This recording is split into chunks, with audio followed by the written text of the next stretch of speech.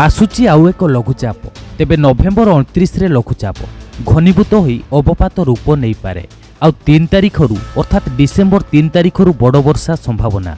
तेबे ओडिशा उपरे एही लघुचापर कौन प्रभाव रही जानिपा पई हेले भिडियोटी को शेष पर्यंत देखंतु। आउ जदि ता पूर्व आम चैनल चंदन ओडिया को एपर्यंत सब्सक्राइब करनाहांती तो एबे ही सब्सक्राइब कर दियंतु आउ पाखरे थिबा बेल आइकन टी को दबाई दियंतु आगो एमती पाणीपाग संबंधी अधिक अपडेट खबर सर्वप्रथम जानिबा पई।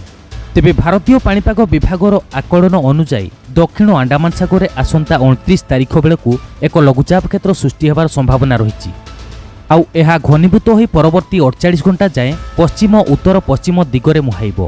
आईएमडी परिवर्धित आकलन अनुसार संभाव्य लघुचाप अधिक घनीभूत होई अवपात बा डिप्रेशन रूप मध्य नहीं पारे आउ एहा सीधा ओडिशा उपकूल पाखकु आसीपारे बोली उइंडी आकलनरू जणा पडुछि।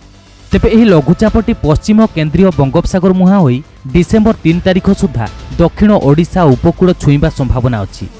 आउ प्राथमिक आकलन अनुसार डिसेम्बर 3 रु 5 तारिख मध्यरे उपकूल जिलागुड़िकरे मध्यम धरणर वर्षा संभावना अछि। आउ उत्तर पश्चिम भारतरू वायुमंडलर उपरी भागरे ट्रप लाइन अभ्यंतरीण ओडिशा आडकू मुहाउथुबा बेले दुईटी जाक सिस्टमर मिलित प्रभावरे वर्षार परिमाण बढ़िबो। गंजाम नयागढ़ खोर्धा पुरी बालेश्वर भद्रक केन्द्रापड़ा जाजपुर जगतसिंहपुर एसबु जिले में वर्षा संभावना रही।